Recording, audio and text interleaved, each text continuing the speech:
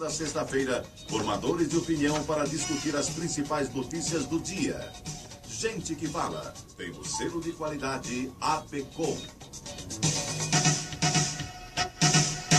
Alô, amigos, bem-vindos ao Gente que Fala, sempre ao vivo, de meio-dia a 1 pela rádio Trianon, AM 740 São Paulo, Rádio Universal, AM 810 Santos.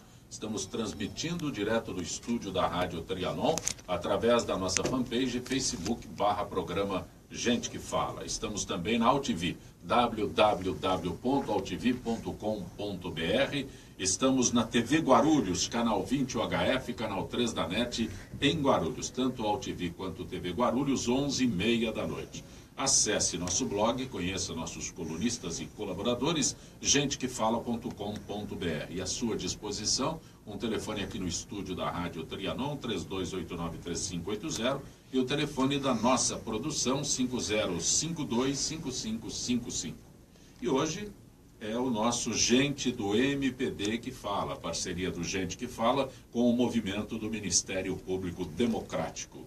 E representando o MPD, o Movimento Ministério Público Democrático, Procuradora de Justiça, doutora Débora Pierre. Prazer ter aqui, doutora Débora. Prazer é nosso. Boa tarde, ouvintes.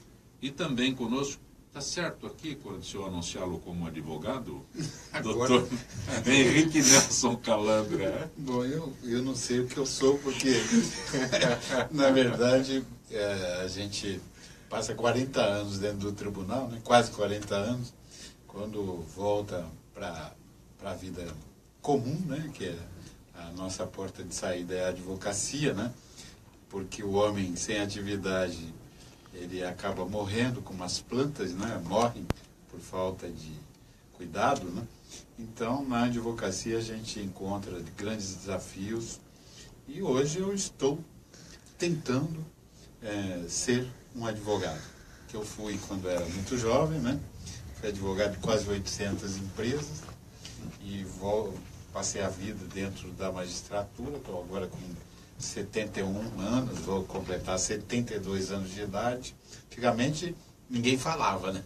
A idade. Mas eu queria cumprimentar os nossos ouvintes e telespectadores. Nós estamos aí às vésperas da Páscoa, né? Que significa reconciliação, ressurreição. Será que dá para o Brasil ressuscitar dessa letargia, dessa coisa horrorosa que tomou conta da nossa atividade política, sobretudo? Eu vou voltar um pouquinho ao quando eu fui apresentá-lo, porque não me lembro, mas eu sempre o apresentei como desembargador Henrique Nelson Calandra. Agora eu tenho que fazer uma releitura. Pode falar desembargador aposentado. Não, desembargador o senhor é, mas quando o senhor me entregou o cartão aqui como advogado, me chama a atenção, é isso, mas é indiscutível. Pelo nosso gosto, a gente morreria dentro do tribunal, mas a Constituição nos impede de continuar. Na minha época, eu aposentei em 2015, além dos 70 anos. Eu acho que precisa mesmo renovar e viriam jovens talentos a ocupar a cadeira que a gente ocupava. E a gente vai servir em outras frontes, né? Eu estou agora no Conselho Jurídico da Unifesp, que é a Faculdade Federal de São Paulo, a Universidade Federal em São Paulo. Estou no Conselho Jurídico da Fiesp. Estou aconselhando também a FAESP, que é a Federação da Agricultura. E a gente vai por aí falando um pouquinho sobre aquilo que aprendeu. Derramando conhecimento. Não pode ir para casa de uma vez. Só que não pode, a gente não ganha nada nesse conceito. Mas é ótimo porque não para, isso que é bom. Em artigo publicado pelo Conjur, a Procuradora de Justiça, a doutora Débora Pierre, que está conosco aqui, diz que consumidores merecem respostas efetivas das autoridades sobre a Operação Carne Fraca, sobre o tráfico dos produtos oriundos dos frigoríficos relacionados, inspeção e coleta. A senhora questiona o silêncio das autoridades, doutora Débora? Na verdade, desde 90, nosso país se viu beneficiado com uma lei de grande relevância, que é o Código de Defesa do Consumidor. E nós temos, então, que compreender que isso é mais do que uma lei. Ele forma verdadeiramente um microsistema. Quando a gente diz isso, está se referindo à necessidade de um país continental como o nosso ter, de fato, um sistema nacional de defesa do consumidor. Não se trata de ter um órgão ou outro. O Ministério Público, por exemplo, é uma das pessoas tituladas às demandas judiciais em torno da defesa do consumidor. Mas nós temos aí, observamos nesse artigo, nesse pequeno raciocínio que fizemos, o seguinte: nós não podemos perder de vista que o grande articulador da defesa do consumidor é um órgão ligado ao Ministério da Justiça. E, num primeiro momento, a Polícia Federal também é um órgão ligado, de certa forma, ao Ministério da Justiça. E aí já se percebe um certo choque, ou vamos dizer assim, um ruído entre dois órgãos que são, cada qual com a sua atividade. Quando eu digo silêncio, é que, na verdade, o consumidor tem um direito à informação qualificada. Não se trata, então, apenas de notícias na grande mídia, mas uma informação qualificada.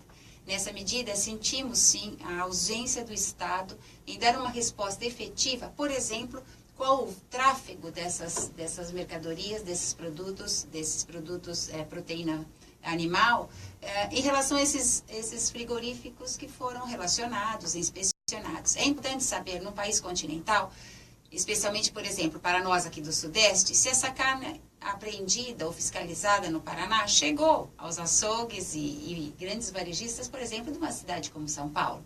Então, sem essa informação qualificada, o consumidor perde a sua seletividade. E eu acho que essa grande arma do consumidor, a sua própria seletividade. Sem conhecimento, não consigo selecionar. Então, é nesse sentido que nós nos referimos ao silêncio da... As pessoas que dizem que a Polícia Federal foi afoita ao divulgar as informações, corresponde a essa expectativa que a senhora... Na verdade, eu penso que há em nosso país, num momento tão conturbado, né, que há pouco o Dr. Calandra se referia, uma sede de conhecer os fatos, um desvendar dos fatos. Eu confesso que poderia ter sido considerado uma outra forma de comunicar um fato grave, gravíssimo no meu sentir. Ainda agora, essa operação desdobra em outras e a gente percebe realmente indícios de crime, não é? Contra a saúde pública. Mas essa sede de conhecer, esse modo de agir, talvez tenha, sim, causado prejuízos, né? Mas eu penso muito que... prejuízo. Prejuízo financeiro. Eu acho Sim. que o consumidor interno ainda está no prejuízo. E pouco dele se fala. Se fala da balança comercial, e isso é evidente, é um fato importante, é um indicador importante para a saída desse lodaçal que nós nos encontramos em termos econômicos. Mas, sem dúvida, a atenção não se voltou como se deveria voltar a um país de 200 milhões de consumidores. Então, nesse aspecto, eu diria, eu posso concordar em parte com a sua colocação, de que talvez tenha agido a Polícia Federal com uma certa afoiteza. Mas essas situações podem ser corrigidas, na medida em que o governo federal como um todo, vamos dizer assim, tem problemas severos de comunicação das ideias, das plataformas, dos programas, inclusive das PECs, né, vamos dizer assim, que tramitam no Congresso Nacional. Então, se nós pensarmos se há alguém que tem problema de comunicação, esse problema está dentro do governo federal. Atribuir à Polícia Federal, num episódio realmente talvez indelicado, né, com os produtores notadamente, não faz disso um fato menor. Bom, a gente ouve a doutora Débora, a gente fica encantado. Ela não é só linda na comunicação, presencialmente também. E eu a conheço por escritos e por trabalhos. Eu queria lembrar uma vez que nós embargamos uma partida de carne que vinha da Rússia, não sei se você lembra, que o Geraldinho era o promotor do consumidor. Ministro Herman Benjamin era também ainda promotor, nem procurador de justiça era, e houve esse movimento de embargo da queda da carne contaminada por radiação de Chernobyl. E foi, acho que, a primeira vez que isso ocorreu no Brasil, né? Sim. O embargo de uma partida de carne em razão disso, porque era uma coisa de preço muito convidativo. O Brasil não tinha essa exuberância que hoje tem em matéria de abastecimento e nós fizemos esse bloqueio. Foi feito pelo Ministério Público de São Paulo com apoio da Justiça Estadual o embargo da carne de Chernobyl, porque naquele tempo nem existia Código do Consumidor, se não me engano. O que eu acho é que está faltando uma ferramenta para o Brasil. Em primeiro lugar, nós estamos a comemorar o 3º ano da Operação Lava Jato, se é que isso pode ser comemorado, porque indica uma crise ética dentro do nosso país. Mas eu não poderia começar a falar sobre esse tema sem homenagear a memória de um brasileiro invulgar. Eu me refiro ao ministro Teori Zavascki, que nós perdemos, e foi quem realmente deu sustentação para tudo isso que hoje ocorre no Brasil, um Brasil passado a limpo. Agora, como é uma novidade aplicar o Código Penal, o Código de Processo Penal e a Lei de Improbidade com tanta amplitude, com tanta riqueza de detalhes, acabou que nós também, na nossa época, não existia essa possibilidade nem da gente imaginar que ocorreria o que está ocorrendo no Brasil de hoje, que a corrupção se alastraria como ferramenta de dominação política. E quando a gente vê tudo isso, Zancopé, a gente fica estarrecido com aquilo. Nós que somos um pouquinho mais do que a Débora, mais lá para trás, né? E a gente fica estarrecido com o que a gente constata. E nós, como juízes criminais, promotores criminais, de meio ambiente ou de consumidor, nós não pensávamos e nem tínhamos uma ferramenta para corrigir certas distorções. Eu estou publicando um artigo, Débora e Zancopé, até te passei uma cópia, que trata disso, separar o joio do trigo. Eu acho que nós, juízes criminais, nós, federais, estaduais, nós, promotores, e permita tratar desse modo, e até os advogados, a classe que eu pertenço hoje, falta uma ferramenta para as ações criminais, que é uma intervenção civil nas empresas contaminadas por corrupção. Porque eu imagino que aquele homem que trabalha no abate de bois, numa atividade rude, difícil, aquele outro que trabalha no desossamento de bois, aquele que trabalha nas câmaras frias dos frigoríficos, aquele que trabalha na faxina, ele não cometeu nenhum delito de coisa absolutamente nenhuma. Quer dizer, a contaminação de elites dirigentes pela política partidária, eu acho que recomendo que nós tenhamos uma figura, e apresentei para o senador Medeiros, lá em Brasília, do Mato Grosso, um projeto nesse sentido, uma figura de intervenção civil para salvar não punir as vítimas. Será que 1,5 milhão de pessoas, direta e indiretamente, envolvidas com as operações da Odebrecht, eles têm alguma culpa de que um herdeiro que, por um fenômeno da genética, se torna presidente de um grupo desse, resolve fazer coisas completamente enlouquecidas?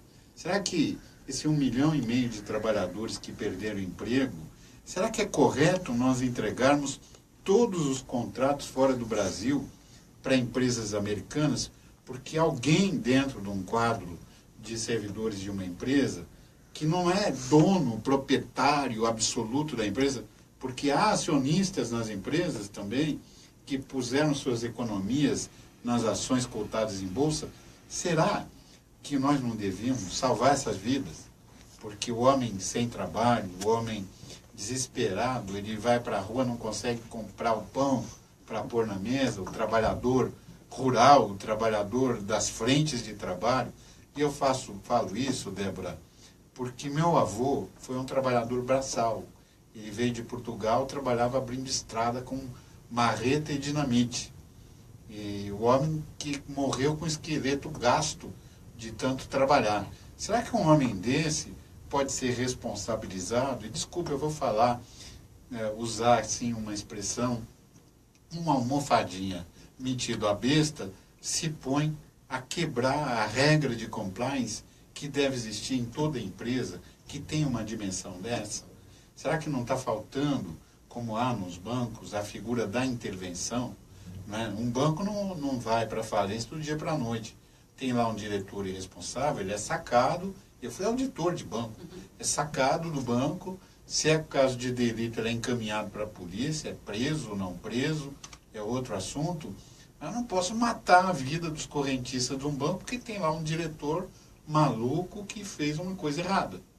Eu penso que falta no Brasil de hoje esse tipo de ferramenta. Me perdoe, Débora, até fazer essas colocações, Ancopé, mas eu sinto que nós temos que avançar em matéria de justiça penal.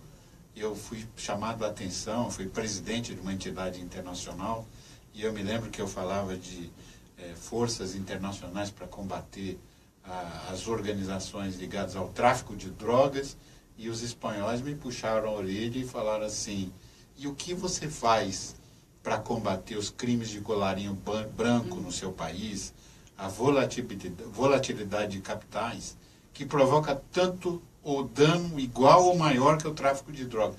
Cadê o COAF que vocês não têm no Brasil? E eu, com o ministro Gilson Dipp, envergonhados, voltamos ao nosso país e trabalhamos para criar o COAF, que é uma ferramentinha de quase nada, mas é uma ferramenta de controle de movimentações ilícitas e que gerou talvez o grande mérito da Lava Jato resida também na COAF. Mas, doutor Calanda, doutora Débora, ainda hoje a sensação do brasileiro é que não acontece nada. Tem essa notícia aqui, o senhor descreveu o funcionário do chão da fábrica, né? Se eu posso colocar dessa forma. É correto falar assim. As pessoas que trabalham nos frigoríficos, lá no abatedouro, no desossar da carne, é o chão da fábrica, né? Mas a sensação que nós brasileiros, e eu como jornalista tenho, até um descrédito, é que não vai acontecer nada. Então, eu até nesse sentido, quando eu insisti no silêncio, é preciso, por exemplo, nesse caso específico, para ser de modo mais específico, não haveria razão nenhuma para que as empresas, várias empresas, salvo engano, eram 21 frigoríficos. Alguns deles, sim, inclusive com intervenção já fechados. Mas não seria de bom tom, ou de acordo com o que o Código de Defesa do Consumidor exige, que essas outras empresas inspecionadas, que demitiram, inclusive, trabalhadores, e a gente sabe o quanto a balança... Elas já tinham tomado as providências internas. Então, isso é o quê? Isso significa o quê? O que é tomar providências internas? Eu preciso saber qual é o caminho que a carne seguiu para que eu possa escolher. Se eu quero comprar, eu tenho o direito de saber, não, essa carne não chegou na cidade de São Paulo. Isso é muito fácil de se fazer. Então, a gente precisa tomar um pouquinho de cuidado quando a empresa torna a ação fiscalizatória e repressora da má conduta e vitimiza não só a si mesmo, como também seus trabalhadores. Nesse sentido, eu acho que a gente tem pouca clareza. Então, eu concordo muito com você, Zancopé, quando você diz, nós não sabemos o que vai acontecer. A notícia explode, é um flash, algumas providências são tomadas, mas não se sabe exatamente o caminho completo, onde essa estrada vai levar. Sim. Isso é que causa um grande desânimo no povo brasileiro, isso que causa uma certa até leniência ou omissão do consumidor, do cidadão, do eleitor, e não se saber exatamente quanto tempo vai levar e quanto, de fato, haverá uma resposta estatal, né, em torno das Mas eu queria só, para completar, se não for possível, dizer o seguinte: eu tenho tido uma proximidade muito grande com o Ministério da Agricultura e com a FAESP do Estado de São Paulo. Então, eu tomei conhecimento que os procedimentos do pecuarista brasileiro são extremamente rigorosos e monitorados. Todo o rebanho brasileiro é acompanhado e de perto, e principalmente em São Paulo. O presidente Fábio Meirelles, que está há 40 anos, até criticado porque está há tantos anos lá na presidência da FAESP, é um líder inconteste, é um homem que se preocupa realmente com a qualidade da produção agrícola, e o Brasil, através do CNPC, Conselho Nacional da Pecuária de Corte, em convênio com a FAESP, o Senar, ele vacinou inclusive os rebanhos dos países limítrofes com o Brasil para conter a febre aftosa. Hoje a febre aftosa no Brasil está debelada e praticamente extinta. E isso se deve ao esforço dos produtores rurais, né, brasileiros. Agora, a qualidade da carne nos frigoríficos, o certificado que é emitido é um certificado que não é dado de graça. Falam dos superintendentes do Ministério da Agricultura. São, em regra, 99% são servidores de carreira, que muitas vezes contam com apoio político para dizer que foi nomeado para alguma coisa. Mas até ministro Supremo vai bater na porta de alguém para ser nomeado ministro do Supremo. Isso não quer dizer que a qualidade técnica da inspeção fique viciada por causa disso. Mas pode acontecer. Nós temos casos de colegas nossos no Ministério Público, eu mesmo tive que julgar promotor, juiz, no órgão especial do Tribunal de Justiça, que às vezes cometem deslizes funcionais e a gente é obrigado a processar criminalmente, a demitir, fazer. Onde está o homem, está o erro. Mas a qualidade da carne, por exemplo, exportação para a União Soviética, a inspeção da carne é dupla, tem um fiscal russo e um fiscal brasileiro, né? E esse fiscal russo é permanentemente trocado. Inclusive, nós, até nesse artigo que fizemos questão de inclusive, prestigiar os produtores brasileiros, porque o nosso produto não chegou ao status que ele tem, não faz uma diferença na balança comercial gratuitamente. É fruto do esforço, do empreendimento, do investimento. Tudo isso cerca realmente o produto brasileiro, nós não temos a menor dúvida. E lamenta-se até que produtores tão dedicados sofram um embate exatamente quando há um ruído, uma má comunicação de uma fiscalização em alguns dos frigoríficos. O que me interessa, assim, deixar bem registrado, sob o meu ponto de vista, é exatamente o quanto essa democracia precisa avançar. E a democracia só vai avançar se eu tiver mais e mais, e cada vez mais, instrumentos e ferramentas de conhecimento dos processos e dos procedimentos que o Estado principalmente toma. É óbvio, pode ter algum desvio, fala-se inclusive na qualidade técnica desses fiscais. Vamos ouvir, vamos trazer mais à luz do dia toda essa circunstância que cercou uma fiscalização que envolveu 21 frigoríficos. Se a comunicação da Polícia Federal pode ter... Mas pelo que se divulgou, todo o sistema está corrompido. Tá certo? Se a senhora fala dos fiscais, pelo que se divulgou, mas não é assim. Não, mas tem que se esclarecer isso. Então, essa informação qualificada, é disso que eu estou falando. Eu longe de mim desqualificar o produto nacional, que tem uma diferença fundamental, longe de mim achar que essa forma de comunicação, de uma diligência, tenha sido a mais correta do mundo. Mas é preciso resgatar, acho que, aquilo que se extrai de tudo isso. O brasileiro tem sede e precisa ser estimulado a conhecer cada vez mais o sistema todo como opera. Porque também não adianta falarmos, se me perdoe, Zancopé, que tudo está corrompido, né? Tudo precisa ser desvendado. Acho que o Brasil está vivendo um momento de salto de qualidade, né?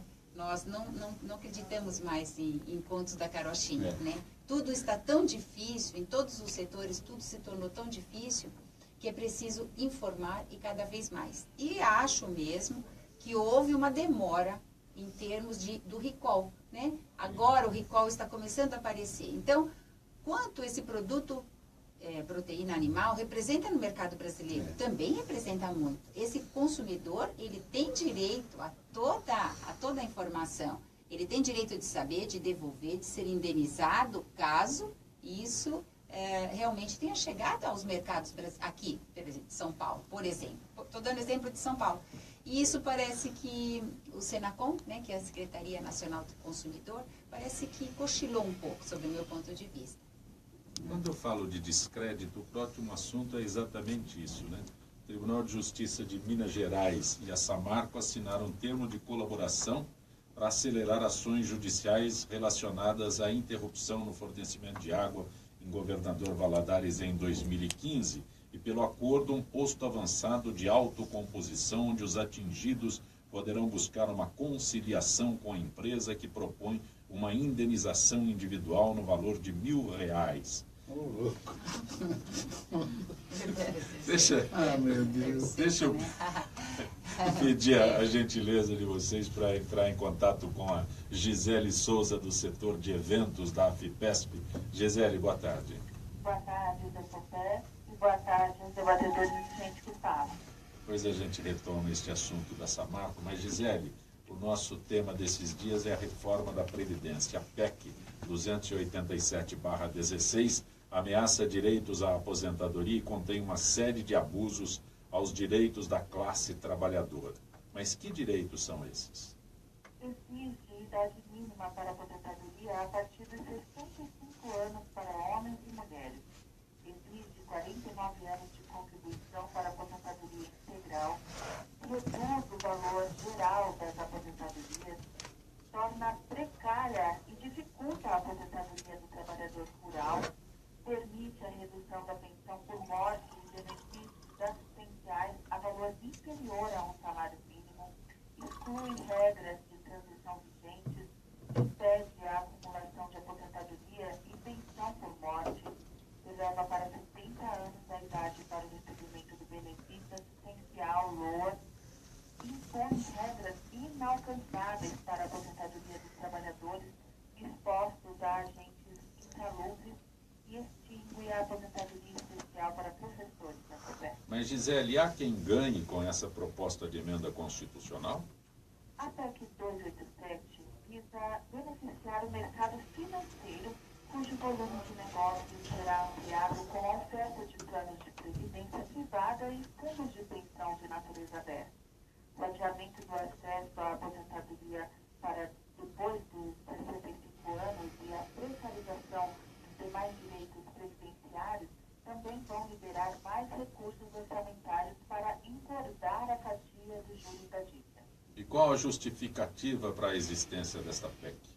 O governo alega a existência de um déficit e tem feito massiva propaganda com o nosso dinheiro para convencer a opinião pública que essa retirada de direitos é necessária. Uma falácia, pois o déficit é uma máscara. Gisele? Gisele? Oi, Sacopé. Oi. Gisele, de onde vem o dinheiro para pagar a aposentadoria? A Previdência faz parte da Seguridade Social, juntamente com a saúde e a assistência social, conforme o artigo 194 da Constituição Federal.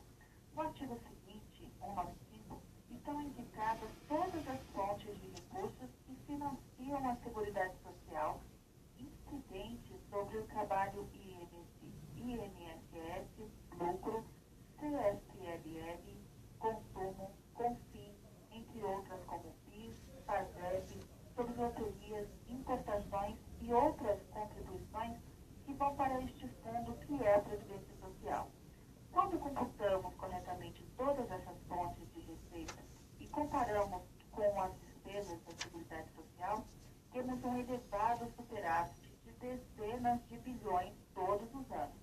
A sobra é tão elevada que 30% dos recursos da Seguridade Social são desviados para DRU, desvinculação de receitas da União, principalmente para pagamentos de juros da chamada dívida pública. Gisele, agradeço tua gentileza mais uma vez com o nosso Gente que Fala. Uma boa tarde, Gisele. Boa tarde, Jacopé, e boa tarde da FIPESP a todos os ouvintes do Gente que Fala. Nossa parceria com a FIPESP, Associação dos Funcionários Públicos do Estado de São Paulo, trazendo informações não apenas ao servidor, mas ao público em geral. E quem quiser saber sobre o déficit da Previdência pode consultar o balanço da própria Previdência. Vai descobrir lá que não é assim como o governo fala. O nosso Gente do MPD que fala hoje, antes que eu volte ao assunto lá da Samarco, vamos convocar Ricardo Godoy.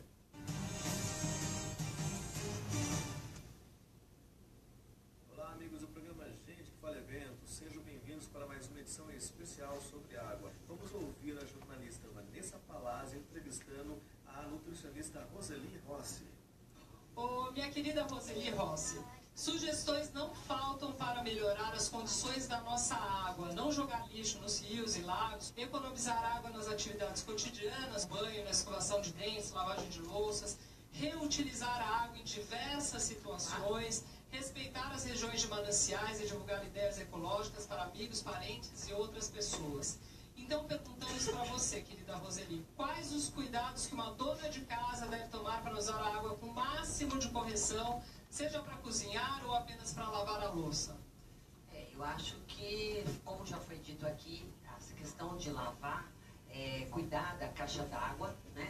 Ter essa periodicidade para fazer essa limpeza da caixa d'água e essa vigilância nos canos, como foi aqui, é imprescindível, uma vez que a gente tem a Sabesp, que cuida de todo esse aprimoramento com essa tecnologia para chegar uma água com qualidade. A gente tem que fazer nossa parte. É que a gente sempre espera que o outro faça, né?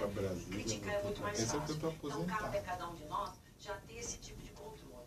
Segundo, é lógico, a gente ter um filtro de boa qualidade. Estou falando do bebezinho que está fazendo a hidratação, a mamadeira do bebê. Aí eu vou ter um filtro com boa qualidade, porque aí tem uma outra necessidade. Se eu estou falando com pessoas idosas, pessoas doentes, também eu tenho um outro tipo de cuidado que eu tenho que ter na água que eu vou utilizar para essa pessoa beber. Então, depende, cada caso é um caso, mas eu acho que cada um de nós tem que ter esse tipo de cuidado, pelo menos. Temos essa obrigação de compartilhar essa informação cada qual com o seu segmento, para que a gente consiga, tem que gradativamente eu fiz um convênio com o governo americano, aos na época poucos, dos usos, a cabeça, com o eu mandei mais conhecimento de das 500 pessoas países e fazer uma brasileiros sociedade melhor. para fazer Em estágio água lá. e tal. A água é Mas vida. eu nunca fui. Tanto é que você Porque está assim, assim banhado vão nesse dizer que eu fiz isso para mim. E aí a gente sabe que nosso corpo é formado por 60% de água. 70% estão nos nossos músculos. O restante na parte das secreções, da linfa. Então a gente sabe o poder que a água tem no nosso organismo. A gente consegue ficar muito mais tempo sem comer do que sem beber. É este recado que nós aqui do programa Gente que Fala vamos deixar para vocês, aos nossos ouvintes, espectadores. Muito obrigado pela atenção. Encerramos mais uma edição desse evento que tem o patrocínio da Sabesp. A gente se encontra no próximo programa. Gente do MPD que fala, nossa parceria com o movimento do Ministério Público Democrático. Hoje a Procuradora de Justiça, a doutora Débora Pierre, é a representante do MPD, e o desembargador, doutor Henrique Nelson Calandra, participando hoje. Mas eu fiz referência há instantes sobre o Tribunal de Justiça de Minas Gerais assinar termo de colaboração com a Samarco, com relação às ações judiciais. Mas, doutor Calandra, eu acho que é muito pouco isso daqui. Não é o valor de R$1.000 que eu li. Eu acho que é esquisito. Né? Esquisito, né? Esquisito diz que é muito bom em espanhol, mas verdade. para nós é muito ruim.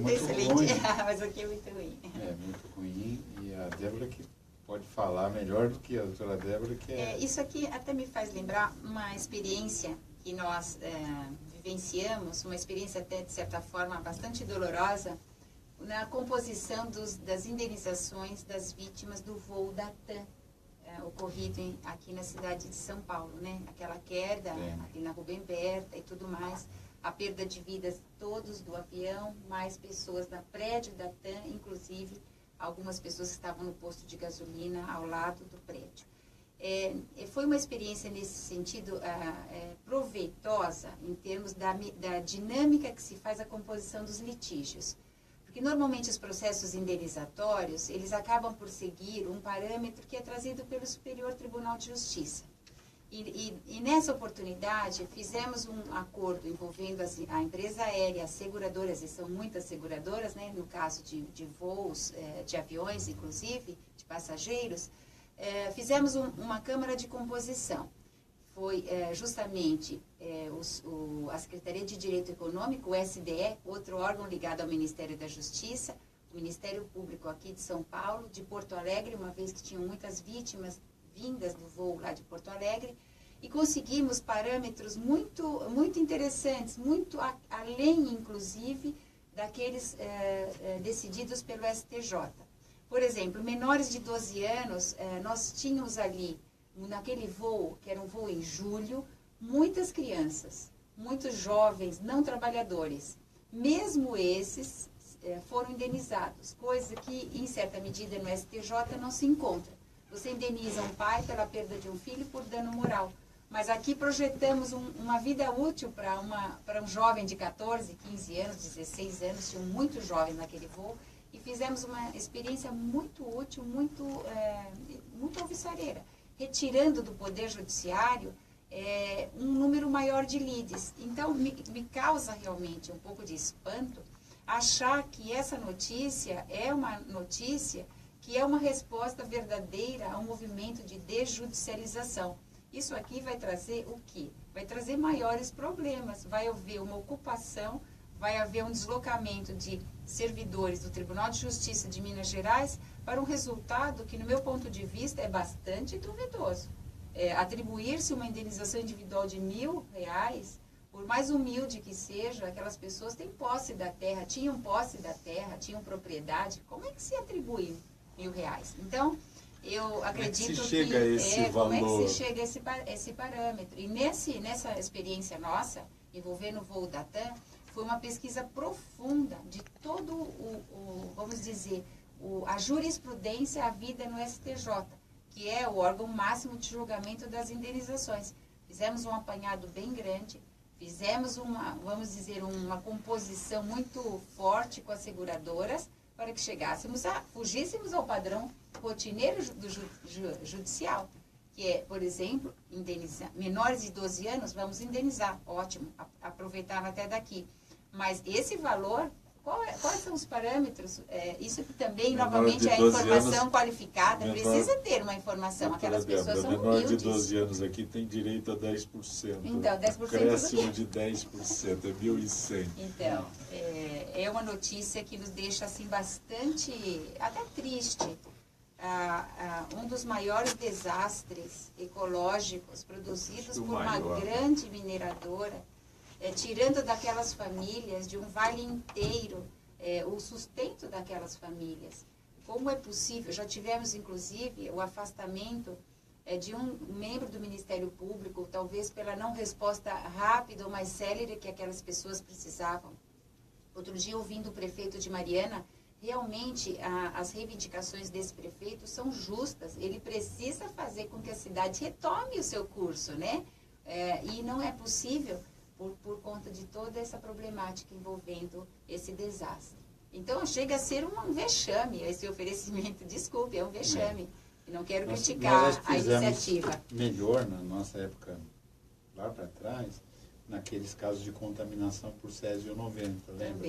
Também. Goiânia. E eu estava lembrando aqui o Geraldo Filomeno, que nós falamos, que era o promotor do caso da Rússia, também conseguimos embargar, repor, fazer acontecer. Até não foi desembarcada a mercadoria contaminada, né? Então, o Ministério Público de São Paulo sempre foi pioneiro em tudo. Se hoje o Brasil tem um Código do Consumidor, se deve à iniciativa do Ministério Público de São Paulo, junto com o Tribunal de Justiça, que eu era juiz na ocasião, a PUC, a USP, toda a turma do ministro Toffoli, ele estava na escola, ele estava no quinto ano. Então, nós motivamos a turma dele para nos ajudar e falar, e a PUC e a USP juntas, né? Porque não queriam de jeito nenhum. Para que Código do Consumidor? Não precisa, né? Um evento como esse mostra que essas regras, Débora, podem nos socorrer muito. E exige uma solução mais inteligente, não é? O problema do Brasil é que as pessoas não querem assumir responsabilidade, né? Nós falávamos em transação essa semana, num debate no Conjur da Fiesp, em transação em matéria tributária. Sim. Então, idealizaram no mundo do ideal a transação tributária, que é possível, que é constitucional. Mas onde você vai achar o procurador que vai assinar embaixo de uma transação? É verdade. Perfeito.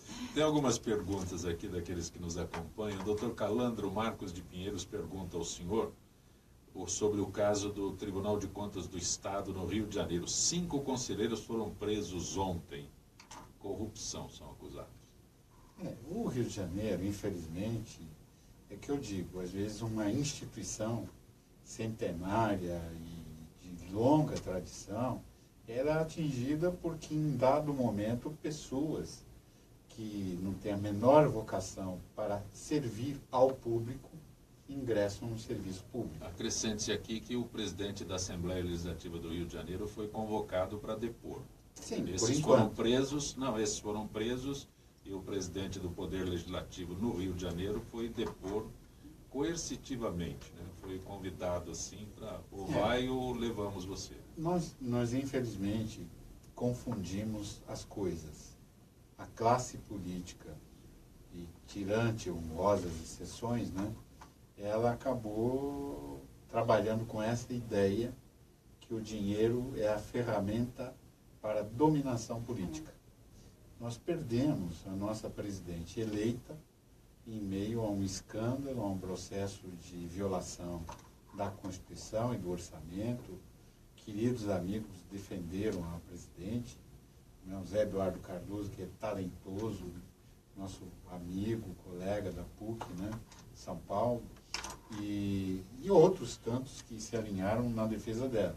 Mas a realidade é que nós estamos num trauma pós-parto, quer dizer, a presidente foi sacada, nós temos um outro presidente que não é o presidente que foi eleito e se tornou presidente da República, o nosso Michel Temer, professor também na nossa casa, ex-aluno da Universidade de São Paulo, e que tem tudo para tentar melhorar as coisas.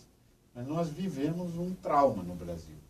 E esse trauma está ligado à conduta política de alguns, né? E só o povo é que pode sanear isso através do voto, nas eleições, o debate político tem que vir à tona.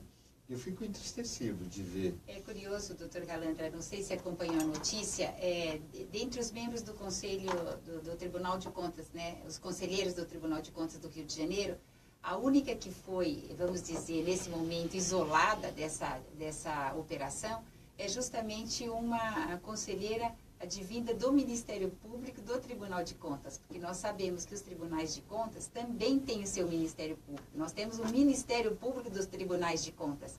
Infelizmente, por carreira, por concurso, essa conselheira ingressa por concurso no Tribunal de Contas, se viu isolada dessa situação extremamente delicada. Então, às vezes, a gente precisa até dizer a luta... A senhora não é do nosso time, é bom ficar fora. Parece que é assim que se age. Eu entendo o que a senhora está falando, na verdade, mas vamos tirá-la daqui porque vai nos prejudicar.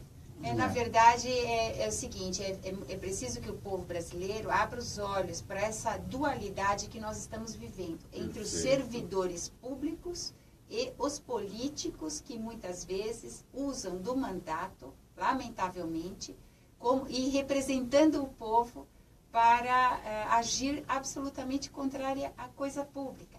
Então, os servidores públicos não são os inimigos da dinâmica brasileira. Na verdade, é preciso pontuar. Os crimes são praticados por homens, né, e não por cargos. E nessa hipótese específica, segundo eu depreendo, era um fato quase contado. Porque se o ex-governador do Rio de Janeiro se encontra preso por desvio de dinheiro, como o Tribunal de Contas poderia passar incólume nessa operação, se é justamente o órgão responsável pela apuração detalhada das contas públicas. Pela fiscalização. Mas, doutora Débora, Flávia das Perdizes pergunta à senhora como o Ministério Público deveria agir com relação ao caso do ex-ministro Ciro Gomes. Ciro Gomes declarou que se forem prendê-lo, ele vai receber a turma a bala. Diz que o Sérgio Moro mandar prender, ele recebe a bala. Bravata, né? Na verdade, o Ministério Público deveria, nesse momento, eu até entendo o espanto, né, do Será ouvinte, que ele tem motivo para ser preso, para estar tão temeroso? Na verdade, isso é só uma demonstração, parece, de um temor grande por parte do senhor Ciro Gomes. Verdadeiramente, há em nosso país redutos do mais absoluto coronelismo. E não raro, tendo oportunidade, os velhos coronéis acabam por usar a palavra assim abertamente. Antes isso era feito na calada da noite, mas parece que agora isso é feito em praça pública. Para a gente, eu como jornalista, né, eu tenho uma outra análise. Para os eleitores dele, isso tem um significado maravilhoso. Ele atinge, ele vai lá no eleitor dele e o eleitor fala, este cara merece o meu voto. Eu continuo insistindo, Zé Copé, mas eu tenho absoluta razão. A visão jornalística de quem que faz uma declaração dessa. A visão jornalística está correta. Eu insisto muito nessa questão da nossa democracia só vai caminhar com a informação qualificada. O que significa um político ir à televisão e dizer que enfrenta a magistratura ou a ordem de prisão à bala? Quer dizer, é preciso educação, é preciso debate, é preciso cultura. Então, sim, não há nenhum erro na sua perspectiva jornalística de que isso possa agradar, sim, alguns eleitores. A primeira coisa que precisa saber se ele tem arma e sabe atirar. É verdade. Começa por aí. E só para responder, na verdade, né, doutor Calandra, porque isso não... Flávia, né? Mas veja, nós no campo criminal, a gente tem que separar o que é a ameaça verdadeira, né, que é um mal injusto e grave, e aquilo que se quer dizer como uma bravata. Então, não passa o Ministério Público, eu acho que ele vai... está no rol de um senhor de muita idade que eu estava ouvindo como vítima, logo no início da minha carreira, no crime de ameaça. Era um senhor negro, de cabelo branco, velhinho, né? E ele foi ameaçado com um parabelo engatilhado, que era uma arma automática. Eu perguntei, senhor João, o que o senhor sentiu a hora que ameaçaram o senhor com o parabelo engatilhado? Ah, meu filho, nada. Falei, caramba, o senhor não tem medo de uma arma engatilhada? Você tem medo do quê? Só tenho medo de 3 coisas, meu filho. Língua de sogra, traseiro de mula e frente do padre. Mas, o Pedro Esquiavão traz a notícia divulgada pela Folha de São Paulo agora. Eduardo Cunha é condenado por Sérgio Moro a 15 anos de prisão por corrupção, lavagem de dinheiro e evasão de dinheiro. Essa condenação... Se fosse o Joaquim Barbosa, era 150 anos, não era 15. O Moro é muito bonzinho. Caberia mais aqui, doutor Calandra? O Moro, ele está com a caneta faltando tinta, porque o nosso colega ministro Joaquim Barbosa, quando se compara as penas de um e de outro, né, assim, de 50 anos para 5 meses, né, praticamente, né? Então, mas a pena fixada é uma pena que vai ser discutida, vai ser revista no Tribunal Regional Federal da 5ª Região e também pelo STJ. Mas significa que ele fica preso?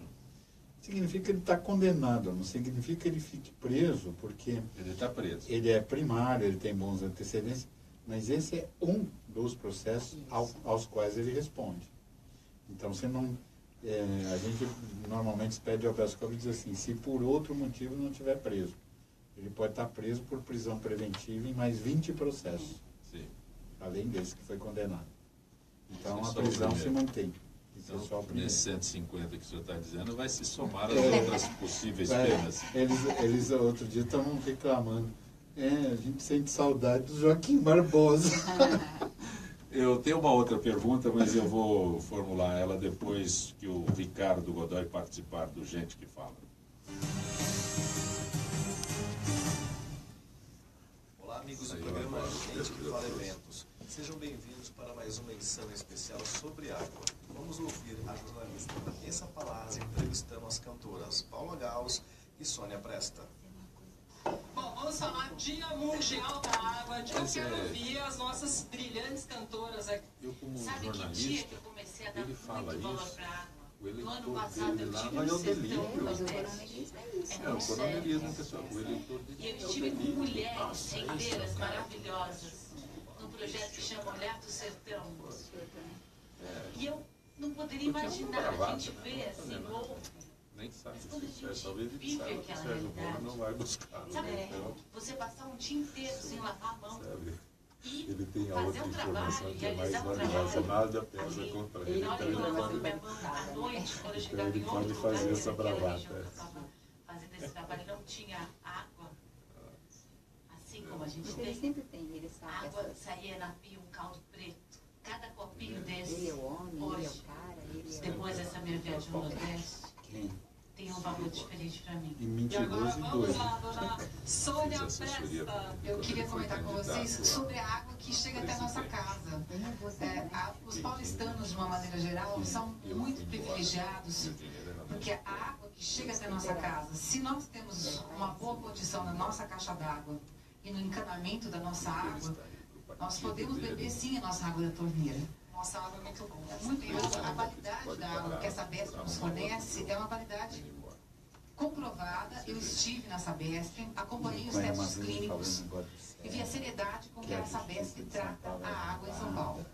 Então, muitas pessoas têm problema, inclusive eu até dei meu depoimento, eu sou farmacêutica bioquímica, sou especializada em alimentos. Então, todas as vezes a gente fica pensando, vou fazer café, vou usar água do filtro, vou fazer café, vou usar água mineral, porque a gente tem hábito de fazer isso e vai contaminar. Não vai contaminar.